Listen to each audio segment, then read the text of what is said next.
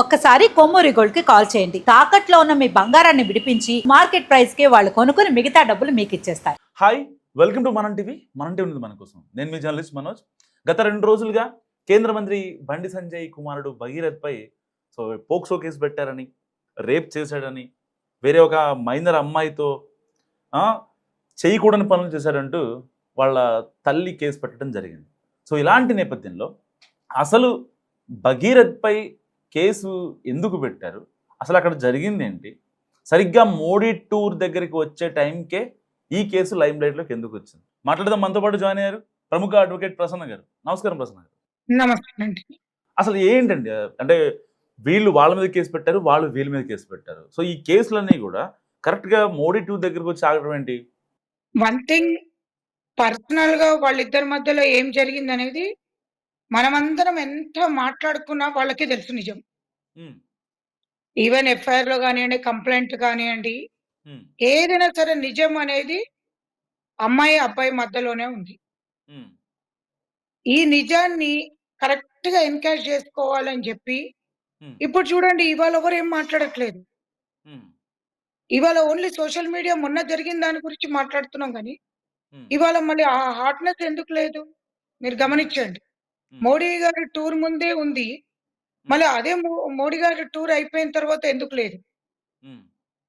అంటే ఇక్కడ కంప్లీట్‌లీ ఏమంటే పోక్సో కేస్ ఇదొక్కటే కాదు. ఎన్ నంబర్ ఆఫ్ కేసెస్ మనం చూస్తూనే ఉన్నాం డైలీ. ఈ పోక్సో కేసుల మీద ఏం జరుగుతుందో మనం ఒక సినిమా, కోర్టు సినిమా కూడా పబ్లిక్‌కి తెలవడానికి తీశారు అదొక్కటి. అసలు ఏం జరుగుతుంది? ఇప్పుడు ఒకరి సైడ్ మాట్లాడేటట్టు ఉండదు ఇది పోక్సో కేసు. అంటే ఒక అడ్వకేట్ గా చెప్తున్నా, ఎప్పుడు కూడా సోషల్ మీడియాలో ఈవెన్ నేను కూడా ఇవాళ కూర్చోవడానికి కారణం ఏంటంటే అసలు కూర్చోకూడదు కానీ పబ్లిక్ కి ఒకటి చెప్దామని చెప్పి కూర్చోవడం జరిగింది. వీళ్ళు 2 డేస్ అండి, మొన్నటి నుంచి నిన్నటి వరకు చాలా మంది ఫేస్బుక్ లో అమ్మాయి తరపున చెడ్డగా పెట్టారు, అబ్బాయి తరపున చెడ్డగా పెట్టారు. నేను ప్రతి ఒక్కటి కూడా కమెంట్స్ కానివ్వండి చూడండి, అమ్మాయి ఇంత చిన్న ఏజ్ ఉండేసి అట్లా తల్లి ఏం చేస్తుంది, అట్లా ఎట్లా వదిలేసింది అని చాలా మంది తల్లి మీద పెట్టారు, అమ్మాయి మీద పెట్టారు. అబ్బాయి ఏమో తండ్రిని కామెంట్ చేసుకుంటూ పెడుతున్నారు. అంటే ఈ రెండిట్లలో మీరు గమనించాల్సింది ఏంటంటే సోషల్ మీడియాలో ఒక వర్గము అమ్మాయి సైడ్, ఒక వర్గం అబ్బాయి సైడ్ తోటి ఏం సాధించాలని చెప్పి 2 రోజులు సోషల్ మీడియా నడిపించారు. అంటే ఓన్లీ మోడీ టూర్ ముంగట వీళ్ళు కమెంట్ పెట్టారు, మేము దానికి కౌంటర్ అటాక్ ఇయ్యాలి. వాళ్ళు కమెంట్ పెట్టారు, మేము కౌంటర్ ఇయ్యాలని చెప్పి చూసారు తప్పించి అసలు ఒక ఎఫ్ఐఆర్ డీటెయిల్స్ అది కూడా ఎస్పెషల్లీ పోక్సో కేసులో already supreme court guide lines ఉంది. సెక్షన్ 23 ప్రకారంగా పోక్సో యాక్ట్ 110% అమ్మాయి డీటెయిల్స్ అంటే పేరు వదిలేయండి, ఇప్పుడు పేరు ఎవరిది, దాని ఫోటోని పబ్లిక్ లో పెట్టారు. Complete crime. ఎవరెవరు పెట్టారో సోషల్ మీడియాలో అమ్మాయిది పెట్టినందుకు అమ్మాయి డీటెయిల్స్ అంటే ఏమనుకుంటున్నారు, పేరు ఒకటే కాదు, ఫ్యామిలీ డీటెయిల్. అమ్మాయి పోలీస్ స్టేషన్ కి వచ్చింది, అమ్మాయి వెళ్ళింది, అమ్మాయి కూర్చుంది, అమ్మాయి పేరెంట్స్ వచ్చారు, ఇదంతా ఇప్పుడు నేను చెప్పట్లేదు. ప్రతి ఒక్క యూట్యూబ్ లో ఒక్కొక్క డిబేట్లలో కూర్చున్న వాళ్ళు అక్కడ వాళ్ళు పోలీస్ స్టేషన్ లో కూర్చున్నట్టే, అక్కడ ఏం జరిగిందో వీళ్ళకి తెలిసినట్టే, ఇక్కడ ఫోన్ కాల్స్ అక్కడికి వెళ్ళినట్టే. అంటే పోలీసు వాళ్ళు పిచ్చి వాళ్ళు పబ్లిక్ కి చెప్పలేరా ఇది? వాళ్ళు ఎందుకు చెప్పలేకపోతున్నారు? బికాస్ ఇట్స్ కంప్లీట్లీ కాన్ఫిడెంట్ గా ఉండాలి. ఏదైనా సరే పర్సనల్ గా వచ్చినప్పుడు కాన్ఫిడెంట్ గా ఉండాలి. పొలిటికల్ అంటారా, సోషల్ మీడియాలో పోండి. This is not political. ఇది కంప్లీట్లీ కాన్ఫిడెంట్ గా ఉండాల్సిన దాన్ని కాన్ఫిడెన్షియల్ గా తీసుకెళ్లిపోయి మొత్తం సోషల్ మీడియాలో పెట్టడం అనేది అమ్మాయికి పరువు తీస్తారు, ఇప్పుడు అబ్బాయికి పరువు. ఈ ఈ ఒక పర్సనల్ ఫ్యామిలీది, ఈవెన్ అబ్బాయి సైడ్ ఫ్యామిలీది కూడా తీయకూడదు. ఇది సుప్రీం కోర్ట్ గైడ్ లైన్స్ లో ఉంది. ఎట్లా చేశారంటే పొలిటికల్ గా మాకు ఒక దొరికింది ఆయుధం, ఇప్పుడు హ్మ్. దీన్ని మేమేమన్నా చేయొచ్చు అన్నట్టు పోతున్నారు. ఇదే ఎవరెవరైతే సోషల్ మీడియాలో పెట్టారో వీళ్ళందరి మీద కేస్ బుక్ అయితది తెలుసా అండి? హ్మ్. ప్రతి ఒక్కరి మీద కేస్ బుక్ అయితది. అమ్మాయి తరపు నుంచి అయినా సరే, అబ్బాయి తరపు నుంచి అయినా సరే. హ్మ్. అంటే కావాలని చెప్పి హ్మ్. అక్కడ ఊహించుకున్నారు అందరూ. ఇట్లా జరిగేసి ఉంటదేమో అమ్మాయికి. నేను ఒక మాట చెప్తున్నా. ఒక రకంగా జడ్జెస్ బండి సంజయ్ తప్పించి మీద కుట్ర జరుగుతుందని అనుకోవచ్చా? ఎందుకంటే కరీంనగర్‌లో మంచి ఫేమ్ ఉన్న వ్యక్తి అండ్ ఒక కౌన్సిలర్ స్థాయి నుంచి సెంట్రల్ మినిస్టర్ స్థాయి వరకు ఎదిగినటువంటి వ్యక్తి బండి సంజయ్.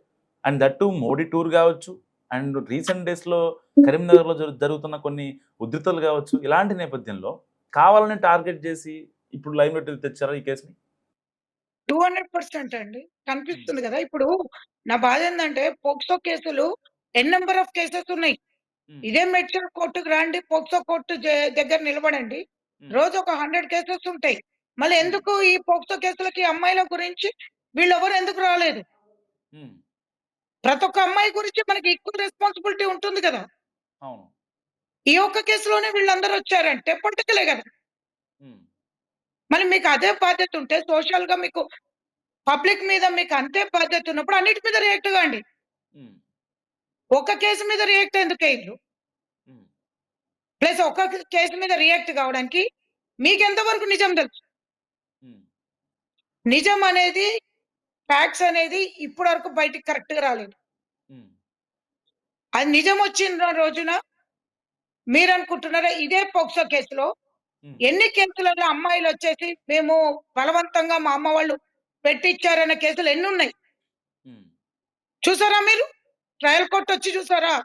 మీరు ట్రయల్ జరిగేటప్పుడు ఏ పోక్సో కేసులోనైనా ఎంతమంది విట్నెస్‌లొచ్చేసి మాకు విక్టిమ్‌లు నేను అబ్బాయిని లవ్ చేస్తాను. మా అమ్మ వాళ్ళకి ఇష్టం లేక కేస్ పెట్టిచ్చారు నా ఎంబడి హ్మ్. అన్నారు. సెక్సువల్‌కొస్తాం మనం. నా అనుకోడల మధ్యలో జరిగిన గురంటే అమ్మాయి, అబ్బాయే చెప్పగలుగుతారు. మిగతా వాళ్ళు హ్మ్. ఎవరు చూసిండ్రని చెప్పగలుగుతారు. హ్మ్. వాళ్ళ అమ్మ కంప్లెయింట్ ఇచ్చిందన్నారు. హ్మ్. వాళ్ళ అమ్మ చూసిందా? హ్మ్. ఇప్పుడు నేను ట్రయల్ గురించి మాట్లాడకూడదు కానీ నేను అడుగుతున్నా. హ్మ్. వాళ్ళ అమ్మ చూసిందా? ఇన్నదా? హ్మ్. ఇన్నదే గదా! సరే. హ్మ్. మైనర్ అమ్మాయిని ఇప్పుడు మీరు చూస్తేనండి మైనర్ అమ్మాయిలది ఈ పోక్సో కేస్ విషయంలో హ్మ్. ప్రతి పోక్సో కేస్ ఎనకాల 99% ఎట్లయితే డౌరీ హారాస్మెంట్‌లో ప 90% కేసెస్ ఫేక్ ఉన్నాయో, పోక్సో కేసులలో గూడా లవ్ చేసుకుంటున్నారు. పెళ్లికి ఒప్పుకోకపోతే మాత్రం పోక్సో కేస్ పెడుతున్నారు. మేడం ఈ పెట్టిన పోక్సో కేస్ ఏదైతే ఉందో భగీరథ్ మీద, సార్. అది గనక హ్మ్. ఒకవేళ ప్రూవ్ అవ్వకపోతే అంటే ఇద్దరు మ్యూచువల్‌గా ఉన్నారు అని చెప్పి వాళ్ళ తల్లి చెప్పింది. అమ్మాయి వాళ్ళ తల్లి చెప్పింది. అంతా బానే ఉంది. అంటే రిలేషన్‌లో ఉన్నారు. సరే గతంలో జరిగిందా? అసలు వాళ్ళిద్దరి మధ్య ఏం జరిగిందనేది మీరు చెప్పినట్టుగా వాళ్ళిద్దరికి మాత్రమే తెలుసు. ఈవెన్ వాళ్ళ తల్లికి కూడా తెలీదు. మరి ఇలాంటి నేపథ్యంలో అసల ఏం జరుగుతుందనుకోవచ్చు? ఒకవేళ పోక్సో కేస్ గనక ప్రూవ్ కాకపోతే? సార్ పక్కా ఇది డిఫమేషన్ అయితుంది. వాళ్ళ మీద డిఫమేషన్ కేస్ పడుతుంది. హ్మ్. రెండోది ఒక అమ్మాయి, అబ్బాయి బయట మనమందరం రెగ్యులర్‌గా చూస్తూనే ఉన్నాం. ఏం పెద్ద వీళ్ళిద్దరే అన్నది గాదు. హ్మ్. 200% చెప్తున్నా. హ్మ్. రేప్ వేరు. రేప్ వేరు. రేప్ జరిగిందంటే ఈవెన్ నేను గూడా ఊరుకోను. ముందుకొచ్చి హ్మ్. కొట్లాడతాం. హ్మ్. 100% ఒక అమ్మాయికి అన్యాయంగా రేప్ జరిగిందంటే హ్మ్. రేప్ వేరు. ఇద్దరు లవ్ చేసుకోవడం వేరు. హ్మ్. మైనర్ అమ్మాయిని పెళ్లి చేసుకున్నాడా 100% కేస్ బుక్ అయితది. అది మైనర్ ఏదైనా సరే అమ్మాయిని పోక్సోనే కదా పడేది. అదే ఆ పోక్సోనే అమ్మాయి ఒకవేళ పడుతుంది. ఇష్టం కానీ ఉండి చేసినా, ఇష్టం లేకుండా చేసినా, బలవంతంగా చేసినా ఏదైనా end of the day POCSO కేసే కదా! ఇక్కడ చూడండి ఆ అబ్బాయి సెక్సువల్‌గా చేసినట్టు హ్మ్. అమ్మాయి చెప్తే గాని మనం నమ్మొద్దు. హ్మ్. అమ్మాయి చెప్పాలి. హ్మ్. అనేది ఆ పాయింట్. హ్మ్. హ్మ్. హ్మ్. ఫ్రెండ్‌షిప్ వేరు. అవును. మీరు ఫ్రెండ్‌షిప్‌ని సెక్సువల్ కంటెంట్ అని తెచ్చిపెట్టారు. హ్మ్. మీరు ఇన్ ద సెన్స్ అక్కడ జరిగిన సిట్యుయేషన్ నేను చెప్పేది ఇక్కడ మీడియా హ్మ్. కాదు. హ్మ్. హ్మ్. సెక్సువల్ కంటెంట్ వేరు. ఇప్పుడు ఒక అమ్మాయి, అబ్బాయి టూర్‌లలోకెళ్తున్నారు. హ్మ్. కాలేజీ నుంచెళ్తారు. లేకపోతే ఫ్రెండ్‌షిప్ నుంచెళ్తారు. ఎన్నో చోట్లకి టూరింగ్స్‌కెళ్తారు. లేదా ఈయన చెప్పినట్టు ఫ్యామిలీ పరంగా తిరగడము ఉంటది. అండ్ సెక్సువల్ కంటెంట్ అనేది అమ్మాయి చెప్పలే ఇంకా. హ్మ్. అది వేరంటున్నా నేను. అవును. మోర్ ఓవర్ ఇప్పుడు ఆ అమ్మాయి చెప్పిందనుకోండి, సోషల్ మీడియాకొచ్చి చెప్పిందా ఇప్పుడు? ఎవరైనా ఇన్నారా? అసలు బయట రాలేదు కదా! స్టేషన్‌కెళ్ళింది, కేస్ అది పెట్టి అంటే బయటకొచ్చేసింది. ఇది మనమే ఊహించుకుంటున్నాం. హ్మ్. ఓహ్! ఇట్లా అయింది. ఎవరి ఆ ఊహాగానాలు అమ్మాయికి అన్యాయం వాళ్ళవి. జరిగిందంట. ఆ! ఆ అమ్మాయికి జరిగిందంట. అంటే ఒకరి నుంచి ఇంకొకరికి హ్మ్. బండి సంజయ్ మంచిగా అయింది. ఆయన హ్మ్. పొలిటికల్‌గా ఉండేసరికల్లా బండి సంజయ్ అన్న కొడుకు చేస్తేనేమో ఇంత ఎగురుతున్నారు. హ్మ్. నేననేది బండి సంజయ్ గారిని ఒక నిమిషం పక్కన పెడదాం. హ్మ్. ఆయనని నేను ఎత్తకూడదు. ఒక హోదాలో ఉన్నవాళ్ళని. హ్మ్. అబ్బాయి వరకే మాట్లాడదాం. హ్మ్. అబ్బాయి, అమ్మాయి విషయంలో వాళ్ళిద్దరి మధ్యలో ఉన్న ఫ్రెండ్‌షిప్పా? హ్మ్. సెక్సువల్ కంటెంటా అనేది అమ్మాయి బయటకొచ్చి చెప్పేంత వరకు మనం ఎవ్వరం మాట్లాడడానికి. ఎగ్జాక్ట్‌లీ. పాయింట్ చెప్పారు. హ్మ్. క్లారిటీ వచ్చింది కదా! మీకు పోక్సో అంటే ఏందో? ఆ! అవును మేడం. అంటే చాలామంది ఏంటంటే వాళ్ళకి ఇబ్బందికరమైన సిట్యుయేషన్ ఏది పాల్పడినా సరే పోక్సోన పడిద్దనుకుంటారు. కానీ దీంట్లో మరి ఆ అమ్మాయి చెప్పాలి. హ్మ్. నేను మళ్ళీ మళ్ళీ చెప్తున్నా ఏందంటే, ఆ హ్మ్. అమ్మాయి చెప్పాలి. హ్మ్. ఇప్పుడు తల్లి పెట్టింది. తల్లి చూసిందా 4 వాల్స్ మధ్యలో జరిగింది? హ్మ్. Hearsay evidence. హ్మ్. నా బిడ్డ చెప్పింది నేను చెప్పినా. హ్మ్. Hearsay evidence is different. హ్మ్. Circumstantial evidence is different. హ్మ్. Direct evidence is different. హ్మ్. ఆమె చూసిందా కళ్ళతోటి. హ్మ్. బిడ్డ చెప్పింది హ్మ్. వచ్చి పెట్టినా అన్నది. నేనిప్పుడు ఫ్యాక్ట్ ఆఫ్ ద కేస్‌లో గూడా ఇంత జరుగుతుంది కాబట్టి మాట్లాడుతున్నానండి. ఇంత హ్మ్. జరుగుతుంది కాబట్టి సోషల్ మీడియాలో. హ్మ్. ఇంకోటి నాకు గూడా హక్కు లేదు మాట్లాడడానికి. హ్మ్. యాస్ ఎన్ అడ్వొకేట్‌గా గూడా ముందుకు రావడానికి చాలా ఎనక ముందాడి, ఇప్పుడు హ్మ్. నేను పబ్లిక్‌కి చెప్తున్నా ఏందంటే, హ్మ్. మీరెవరు చూడలేదండి. హ్మ్. మీకు ఫ్యాక్ట్స్ గూడా ఎవరికీ తెలవదు. హ్మ్. ఒక పార్టీలో ఉంటే ఒకరికి మద్దతియ్యాలి. ఒక పార్టీలో ఉంటే ఒకరికి మద్దతియ్యాలనేది తీసేయండి. హ్మ్. అక్కడున్నది ఇద్దరు ఇండివిడ్యుయల్స్. హ్మ్. వాళ్ళకి అన్యాయం చేయకండి. హ్మ్. సోషల్ మీడియా ద్వారా. ఓకే. అమ్మాయి బయటికి రాగలుగుతదా అండి? ఇప్పుడు ఫోటోలు బయట పెట్టిండ్రు. హ్మ్. ఫైనల్‌గా అమ్మాయికి ఒక విక్టిమ్‌ని ఫైనల్‌గా ఒకటి చెప్పండి ప్రసన్న గారు. అసలు అంటే ఈ కేస్‌లో ఈ ప్రొసీడింగ్స్ కోర్ట్ ప్రొసీడింగ్స్ ఎలా ఉండే అవకాశం ఉంది? ఎందుకంటే ఈ కేసు ఆల్రెడీ స్టేషన్‌కెళ్ళింది. అక్కడి నుంచి కోర్ట్‌కి చార్జ్ షీట్, ఎఫ్ఐఆర్‌లు ఇవన్నీ ఇంకా సో, మనం గట్టిగా మాట్లాడడానికి లేదు. ఎందుకంటే దీంట్లో టెక్నికల్ పాయింట్స్ తెలుసుకోగలం తప్ప ఎవరు ఏంటనేది చెప్పలేం కాబట్టి అసలు ఏం జరిగే అవకాశం ఉంది? మీ యొక్క ఎక్స్‌పీరియన్స్ ప్రకారం? సార్ 90% నేనదే చెప్తున్నా. హ్మ్. ట్రయల్‌కొచ్చినప్పుడు హ్మ్. మీరు చూస్తున్నది ఏది నిజం ఉండదు సార్. హ్మ్. మనం మాట్లాడుతుంది ఏది నిజం ఉండదు. హ్మ్. ఎట్లుంటదంటే, ఆ అమ్మాయి ఫోన్ ఎక్కినప్పుడు హ్మ్. జడ్జి ముంగట చెప్పిందే నిజం. హ్మ్. ఇప్పుడు మనం మాట్లాడుకుంటుందంతా కూడా ఊహాగానాలతోటి అవును. క్రియేట్ చేసిన స్టోరీలు. హ్మ్. తప్పించి ఇప్పటి వరకు అమ్మాయి స్టేట్‌మెంట్ ఇచ్చిందా? హ్మ్. ఇప్పటివరకు తెలవదు ఎవరికీ.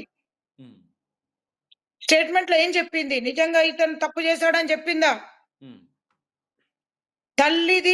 తల్లిదండ్రులది ఎప్పుడు కూడా పోక్సో కేసులో రాంగే ఉంటదండి. హ్మ్. 99% ఏమండి రేప్ జరిగితే సెక్సువల్ అసాల్ట్ అయిపోయింది.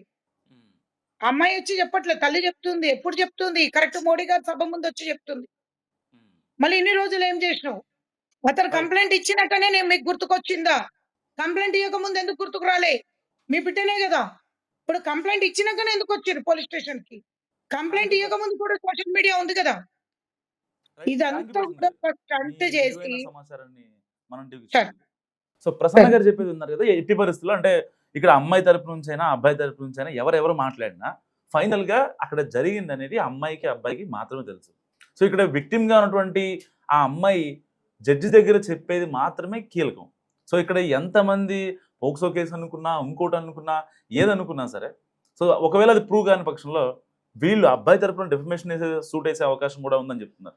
సో, మరి ఈ కేసులో మీరేమనుకుంటున్నారో మస్ట్‌గా కామెంట్ చేయండి.